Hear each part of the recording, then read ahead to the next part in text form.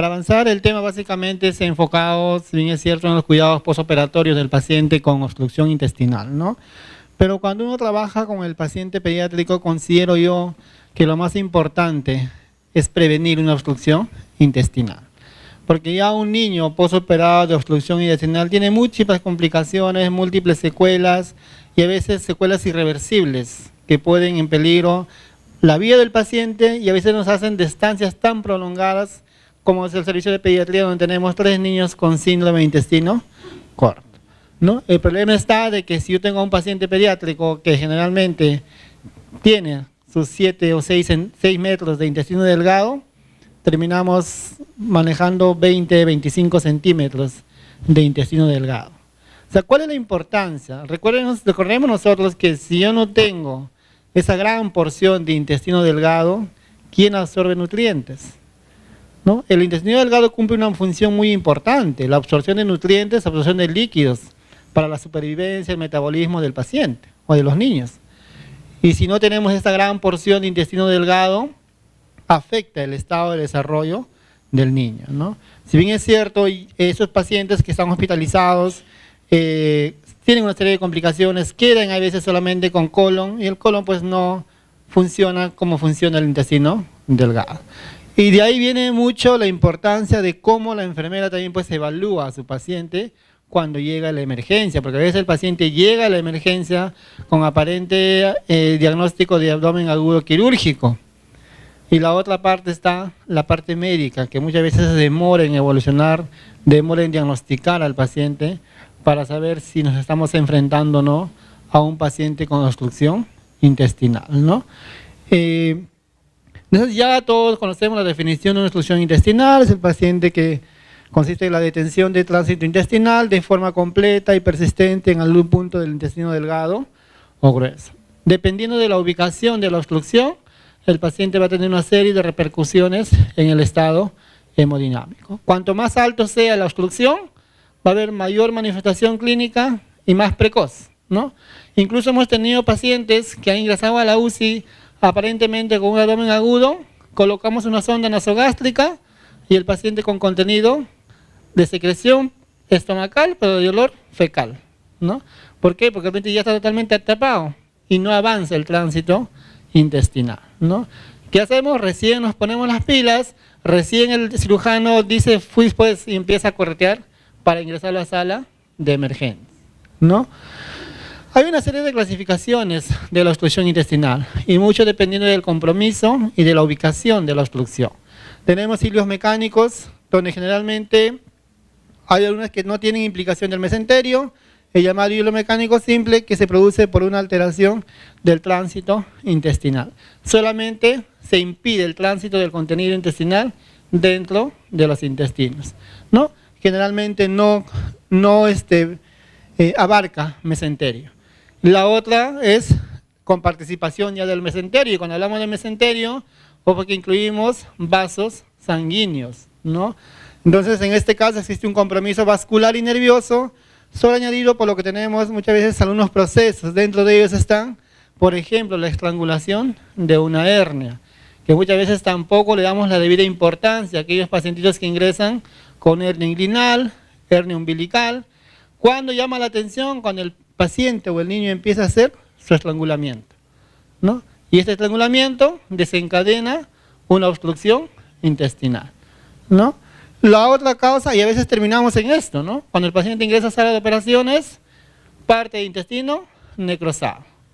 Y el problema no solo es el necrosamiento acá, a veces terminamos perforando intestino y el paciente cuando ya ingresa a sala con un abdomen séptico, porque el contenido intestinal ha abarcado todo el mesenterio. Ileoséptico, paciente que tiene que hacer una peritonitis generalizada, tiene que hacer el lavado continuo. Y el problema está que estos pacientes terminan con una sepsis tan generalizada que muchas veces ni siquiera salen de la UCI.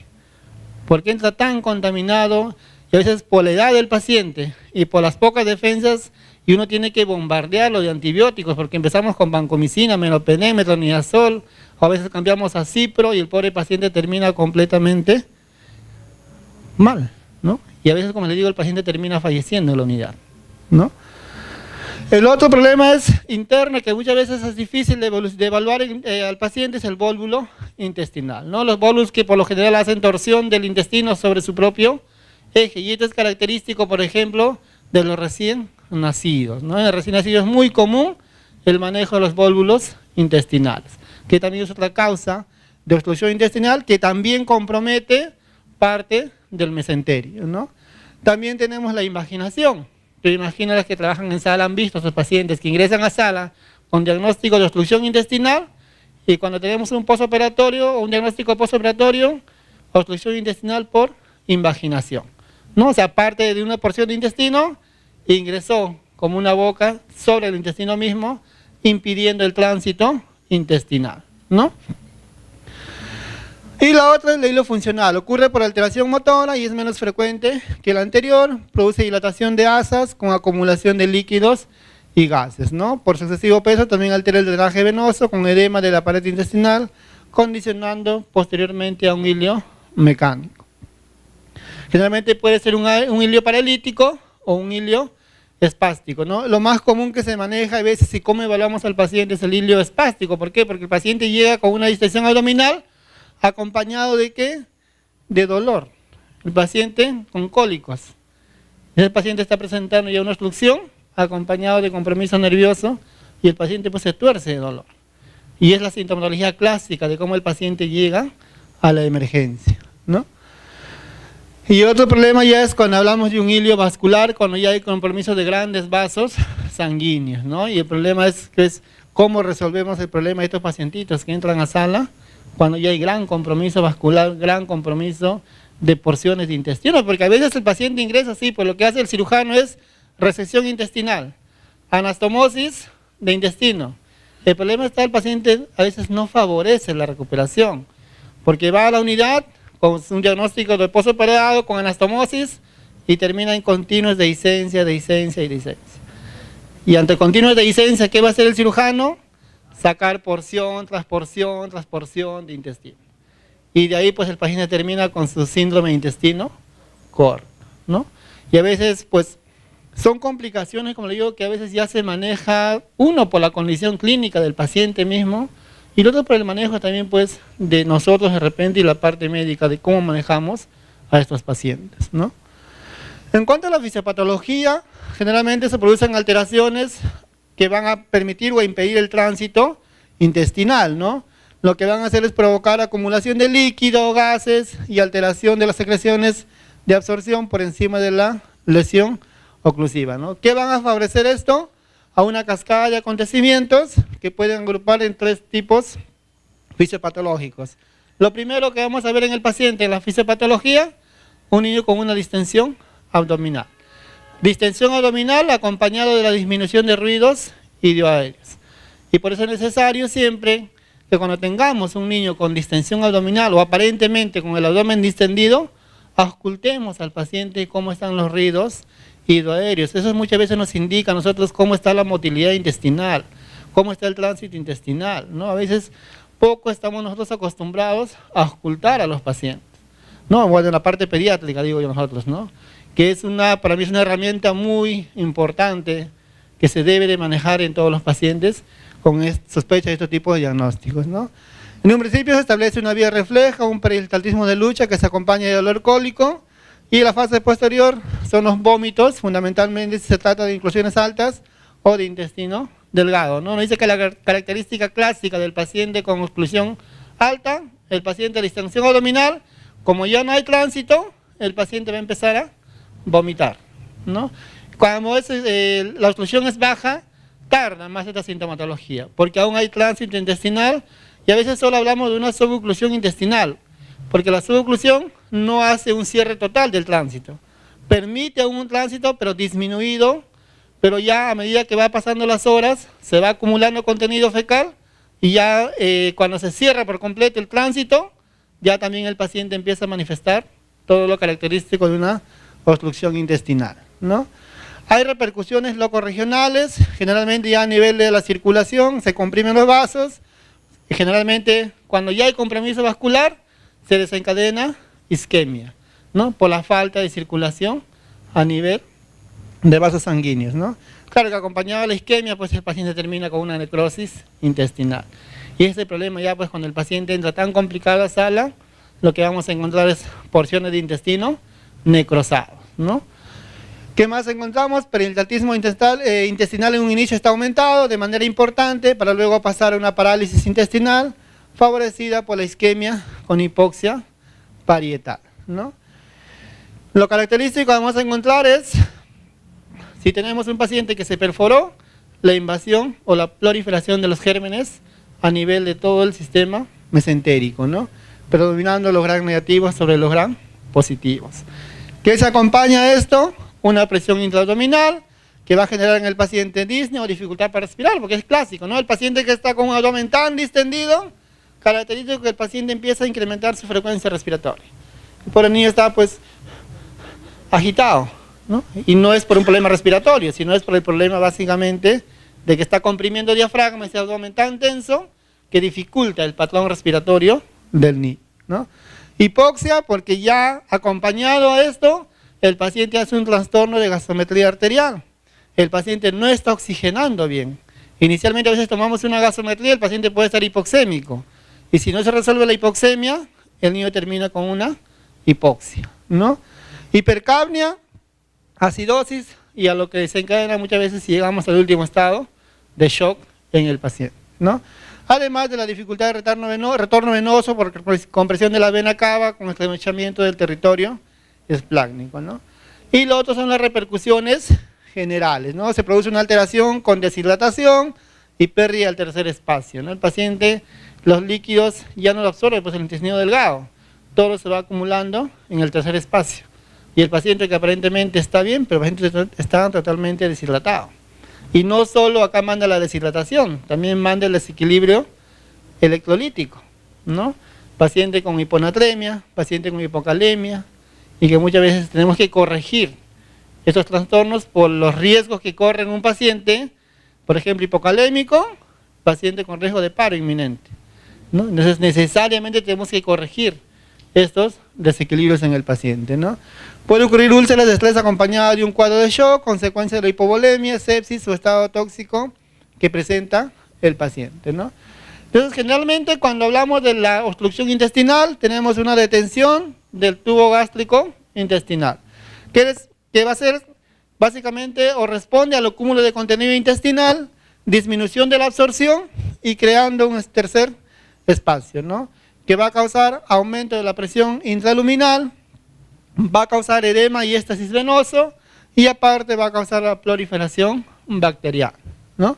¿Qué más desencadena? Alteración hidroelectrolítica, translocación bacteriana, terminamos perforando el intestino del paciente, ¿no? Y acompañado a la perforación está el desencadeno de una sepsis, ¿no? Y el paciente termina con un cuadro de shock séptico, ¿no? Entonces, ¿cuál es la clínica del paciente con obstrucción intestinal? Mucho va a depender de la localización de la obstrucción intestinal, podría ser alta o baja, va a depender de la causa que ha generado la obstrucción intestinal. Porque recuerden que cuando hablamos de obstrucción hay múltiples causas que podrían desencadenar una obstrucción intestinal, incluso parásitos, ¿no?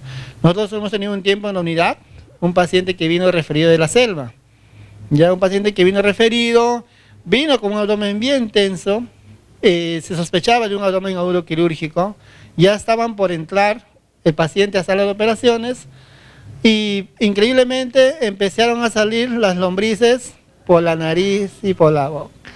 Y lo curioso fue que yo empecé a aspirar fosas nasales y cuando ingresé a la sonda y saco la sonda, me salió una lombriz dentro de la sonda. Aunque no me crean, habrá salido como 30 lombrices de adentro. Íbamos sacando y sacando y sacando las lombrices. Y bajó la distensión abdominal, ¿no? Y era básicamente porque el pobre niño estaba lleno de lombrices adentro. Y las lombrices salían porque, claro, como ya el paciente estaba con antibióticos tan fuertes, los gérmenes empiezan a salir, ¿no? Son situaciones que una vez se encuentra y atraviesa cuando uno trabaja en estas situaciones con pacientes, ¿no? Entonces, como le voy a decir, lo importante y de cómo manejemos a un paciente con obstrucción intestinal mucho va a depender de la valoración que hacemos nosotros como enfermeros, porque si bien es cierto la parte médica evalúa a su paciente, pero también nosotros como enfermeros tenemos que hacer una buena valoración para saber y poder al menos anticiparnos a qué tipo de paciente vamos a manejar, ¿no? Lo general siempre va a ser el dolor abdominal. El detalle es que cuanto más pequeñito es el paciente, no nos va a comunicar cuál es la sensación o qué siente el paciente. El paciente pediátrico, cuanto más pequeñito, la única forma de manifestarnos alguna molestia es el llanto, ¿no? Y hay que tomarle bastante importancia y dedicación al llanto de los niños para ver qué está pasando con ese niño, ¿no? Generalmente el dolor abdominal es el síntoma más frecuente y generalmente el primero en aparecer, sobre todo en los cilios mecánicos, ¿no? Es de tipo cólico, insidioso, brusco e intenso si existe compromiso vascular o cuando ya hay estrangulamiento de asas intestinales, ¿no? Lo otro que se acompaña, como les digo, cuanto más alta sea, los vómitos van a ser más precoces, ¿no? Más prematuros. El paciente empieza con los vómitos, que inicialmente puede ser vómitos de contenido alimenticio, si es que el niño estaba recibiendo alimentos o leche. Pero cuanto más tarde que el paciente quede en NPO, empiezan los contenidos o los vómitos que podrían ser de contenido porráceo o incluso ya tenemos pacientes con contenido fecaloide, ¿no? Y es característico porque uno coloca la sonda y el olor que emana la secreción que sale del paciente son heces, porque ya no hay un tránsito que favorezca el pasaje, ¿no? Y esto pues es otra cosa que enfermería siempre tiene que manejar. Y yo siempre digo, cuando uno maneja a un paciente pediátrico, por algo están nuestras hojas de gráfica clínica. Y en la hoja de gráfica clínica está el registro de nosotros de cuántos días el paciente no hace deposición, por ejemplo. De cuántos días el paciente está, porque a veces tenemos ya hospitalizados los niños 6, 7 días en ausencia de deposición, ¿no? Y a veces eso también tiene que llamarnos la atención porque ese niño no está haciendo deposición. Y lo otro es la ausencia de flatos, bueno, ¿no? Si yo tengo un niño que hay gases que emana, hay una deposición 2 días de repente, 1 día o 3 días máximo, o sea hay un buen tránsito intestinal. Pero ya tengo 4, 5, 6 días en ausencia de heces, podríamos estar sospechando que ese niño se está obstruyendo, porque a veces incluso el niño hospitalizado, en UCI por ejemplo en nuestro caso, ya con larga permanencia hacen obstrucción intestinal. Porque recuerden, el hecho de estar hospitalizado bajo ventilación mecánica y bajo sedación, van a hacer disminución de movilidad. Y cuando el paciente disminuye la movilidad física, hay mayor riesgo de que el paciente se obstruya, ¿no? Y eso es importante evaluar en el paciente incluso ya hospitalizado, ¿no? Entonces, para el diagnóstico, esto es lo característico que siempre vamos a encontrar, ¿no? El paciente con distensión abdominal, ¿no? Ahora, siempre hay que saber diferenciar qué tipo de obstrucción estamos encontrando nosotros en el paciente o a qué nivel se está presentando, ¿no? Puede ser en intestino delgado o puede ser en intestino grueso. Cuando es en el delgado, dice que el inicio es brusco, ¿no? Cuando el dolor es más intenso que en el intestino grueso, la emisión de gases algunas veces podría haber todavía emisión de gases, porque recuerden que el tránsito continúa y la parte baja, el paciente puede eliminar aún gases, pero si es en la parte baja ya la obstrucción, el paciente deja de eliminar gases, ¿no? La distensión es menos cuando es la porción más alta y mayor cuando la distensión es en la parte más baja, ¿no? Necesariamente aquel paciente pues con obstrucción intestinal hay que hacerle un control radiográfico, ¿no? Para ver cómo están las asas intestinales y se ve, ¿no? Se ve en una placa de tórax que a veces pedimos al paciente, vemos la distensión de ese abdomen lleno de gases, esos intestinos bien distendidos, que nos podrían estar indicando que el paciente está obstruido, ¿no?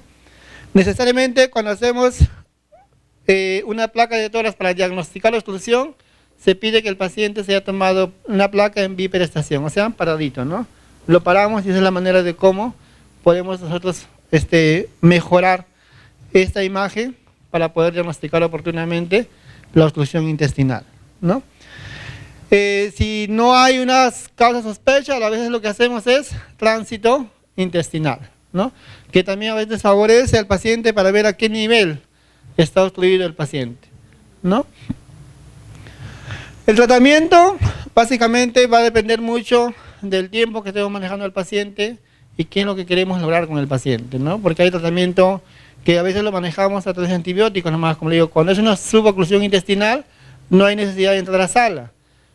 El médico lo que va a hacer es tratar de abrir el tránsito, y usamos a veces evacuol, enemas, para tratar de evacuar al paciente, ¿no? Pero si ya tenemos una obstrucción total, necesariamente el paciente tiene que entrar a sala de operación, ¿no? Entonces hay que tener bastante cuidado con los trastornos hidroelectrolíticos, ¿no? Porque el paciente con obstrucción intestinal sí o sí nos va a hacer desequilibrio hidroelectrolítico, ¿no? Entonces, y es importante que evaluemos nosotros continuamente cómo están los exámenes auxiliares de ese paciente, para ver cómo está el sodio, cómo está el potasio en ese paciente, ¿no? Cómo está el PCR en ese paciente. Hay que determinar si es una obstrucción parcial o completa, si hay signos de estrangulamiento de asa intestinal, porque si está estrangulado, necesariamente el paciente tiene que entrar a sala de operación, ¿no? Y vamos a ver si hay que requerimiento de manejo quirúrgico inmediato versus manejo médico, o puede ser conservador a base de antibióticos, que generalmente ayudan a veces y favorecen el tránsito intestinal, ¿no? En cuanto a la profilaxis y tratamiento de la infección, generalmente los médicos, ya cuando hay sospecha de obstrucción intestinal, iniciamos antibióticos, ¿no? Iniciamos metronidazol, iniciamos ciprofloxacino para evitar la proliferación de los gram positivos y gram negativos, ¿no? Y lo otro, pues ya necesariamente, si no se responde a un tratamiento conservador, el paciente tiene que entrar a sala de operaciones, ¿no? Para hacer un tratamiento quirúrgico. Existen varias indicaciones en la cirugía, ¿no? Obstrucción mecánica con implicación de mesenterio, cuando hablamos de estrangulamiento, ¿no? Cuando vemos ya gran compromiso de las asas intestinales, sospecha de oclusión mecánica completa, si no hay forma de abrir ese tránsito intestinal, el paciente sí o sí tiene que entrar a sala de operación. Oclusión intestinal con sospecha de origen neoplásico, distensión del ciego, ¿no? Ilio paralítico de causa conocida o con indicación quirúrgica, como abscesos peritoneales o peritonitis, que también genera algún tipo de complicación en el paciente. En cuanto a los cuidados de enfermería, es importante, bueno, ya tocando la parte postoperatoria en el paciente o el postoperado de obstrucción intestinal, necesariamente vamos a trabajar con nuestros diagnósticos de enfermería, ¿no? Y para eso el paciente postoperado maneja el patrón respiratorio ineficaz relacionado con el dolor por el proceso quirúrgico, evidenciado por la alteración de la profundidad respiratoria, porque todo paciente que sale de sala, ustedes ven cómo respira, tiene una respiración superficial, ¿no? Y esta respiración, la respiración superficial muchas veces lleva a un trastorno, un desequilibrio de gases, porque el paciente cuanto más rápido respire, nos va a terminar haciendo hipocapnia, barremos CO2, ¿no? Entonces nosotros hay que plantearnos como objetivo el estado respiratorio, ¿no? Como indicadores que el paciente debe de manejar una buena frecuencia respiratoria, el paciente debe tener una buena profundidad de la respiración, a eso hay que enfocar nuestros cuidados de enfermería, ¿no? Y la facilidad de la respiración. Y nuestras intervenciones, uno, van a hacer el cambio de posición, siempre es importante posicionar adecuadamente a aquel paciente postoperado para que pueda tener una buena mecánica pulmonar, ¿no? Manejo de las vías aéreas, fomentar una respiración lenta y profunda, básicamente para que los pulmones puedan expandirse bien, porque cuanto más superficial va a ser la respiración, los alvéolos más distales no van a oxigenar. Y eso es lo que condiciona muchas veces que el paciente termina haciendo trastorno gasométrico, ¿no? En cuanto a la oxigenoterapia, si hay necesidad de dar oxígeno suplementario, hay que evaluar en el paciente. ¿Y quién evalúa esto? Es enfermería, ¿no? Porque tengo que ver cómo está la oximetría de pulso, cómo está el gas arterial de mi paciente, y de repente hay que colocarle cánula binasal, sistema de Venturi, bolsa de reservorio, dependiendo del estado de gasometría y dependiendo del estado clínico de mi paciente, ¿no? La monitorización respiratoria, hay que comprobar la capacidad del paciente para toser eficazmente, observar si aumenta la intranquilidad, ansiedad o falta de aire en el paciente, y por eso es importante estar continuamente evaluando al paciente, ¿no? Y realizar el seguimiento de los informes radiológicos, ¿no? El otro diagnóstico es el dolor agudo relacionado con herida operatoria, evidenciado por conducta expresiva, informe verbal, si son niños grandes que nos van a manifestar que les duele, pues no, que tienen sensación de dolor, ¿no? Taquicardia, hipotensión arterial o diaforesis, que son sintomatologías clínicas que se asocian al dolor en el paciente. ¿Cuál es nuestro NOC en este caso? Hay que llevar a un nivel de dolor aceptable en el paciente o tolerable, ¿no? ¿Qué hacemos? Manejo del dolor, hay que valorar exhaustivamente el dolor, que incluya localización, aparición, duración, frecuencia, calidad, intensidad y severidad del dolor y factores desencadenantes, ¿no? Asegurarse de que el paciente reciba los cuidados analgésicos correspondientes, siempre cumpliendo con la indicación médica, ¿no? Porque a veces tenemos pacientitos que por el simple hecho de manejar dolor alteramos el patrón respiratorio. A veces le administramos analgésico, incluso el patrón respiratorio mejora, ¿no? Entonces siempre hay que ver cuál es la causa o el origen también de una u otra cosa que podría estar alterando en el paciente, ¿no? Comprobar las órdenes médicas en cuanto a medicamentos, dosis y frecuencia de los analgésicos prescritos y comprobar el historial de alérgicas o de medicamentos alérgicos en el paciente, ¿no? La motilidad gastrointestinal disfuncional relacionada con la movilidad física disminuida en el paciente. ¿Y cómo le evidenciamos esto? Con distensión abdominal, cambios en la peristalsis intestinal, presencia de náuseas, de vómitos postoperatorios, ¿no? Porque a veces el niño ya incluso postoperado de una cirugía abdominal o de una obstrucción intestinal va a presentar también vómitos y náuseas, ¿no? Y por eso es necesario evaluar aún el paciente esto. Nuestro resultado, nuestro NOC esperado va a ser una función gastrointestinal que va a estar medido por los indicadores de perímetro abdominal. La idea es que maneje un buen perímetro abdominal libre de distensión abdominal, ¿no? Los ruidos hiloaéreos abdominales tienen que mejorar. Se supone que hemos operado al niño, estamos manejando su postoperatorio, ya tiene que mejorar los ruidos hiloaéreos, ¿no? El dolor abdominal tiene que disminuir y de esa manera favorecemos mejorar la motilidad gastrointestinal, ¿no? ¿Cómo lo manejamos en el NIC? El manejo intestinal, observar si hay sonidos intestinales, como les vuelvo a decir, hay que estar ocultando al paciente cómo están esos ruidos hiloaéreos, ¿no? Informar acerca de cualquier aumento de la frecuencia o sonidos intestinales. En el manejo de la náusea, si aún hay náuseas y vómitos, lo que hay que hacer es realizar una buena valoración completa de las náuseas, incluyendo la frecuencia, duración, intensidad y qué factores estarían desencadenando la presencia de náuseas o vómitos en el paciente, ¿no? Asegurarse que se hayan administrado los antieméticos indicados por el médico, ¿no? El otro diagnóstico y importante también es el riesgo de desequilibrio electrolítico, ¿no? Relacionado con la presencia de vómitos de contenido gastrointestinal o pérdida de líquidos al tercer espacio, que muchas veces van a favorecer a la pérdida de electrolitos, ¿no? Nuestro indicador, generalmente el paciente tiene que estar hidratado. Cuanto mayor hidratación tengamos al paciente, esté bien hidratado, se va a manejar adecuadamente los electrolitos en el paciente, ¿no? Hay que observar si los niveles de electrolitos en suero son anormales, si existe disponibilidad, obtener muestras para análisis en el laboratorio, no necesariamente hay que analizar esas muestras para ver cómo están los electrolitos séricos en el paciente. En cuanto al monitoreo del líquido, el paciente postoperado de obstrucción intestinal es importante que evaluemos cómo va el flujo de orina.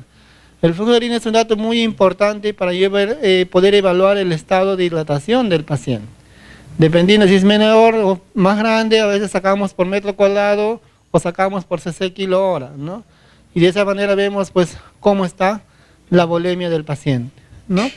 Valorar parámetros hemodinámicos, invasivos si procede. Generalmente si no disponemos de un sistema invasivo, lo que hacemos es medir la PVC en el paciente, ¿no? Y la PVC es un dato importante que nos va a indicar a nosotros también cómo está manejando el paciente su volemia, ¿no? Llevar un registro preciso de ingresos y egresos, el balance hídrico que tiene que estar como factor importante en el manejo de todos estos pacientes, ¿no? Y observar la mucosa, la turgencia en la piel y el sed, que es la clínica que nos va a indicar si es que el paciente podría o no estar deshidratado, ¿no? Bueno, eso es todo. Disculpen.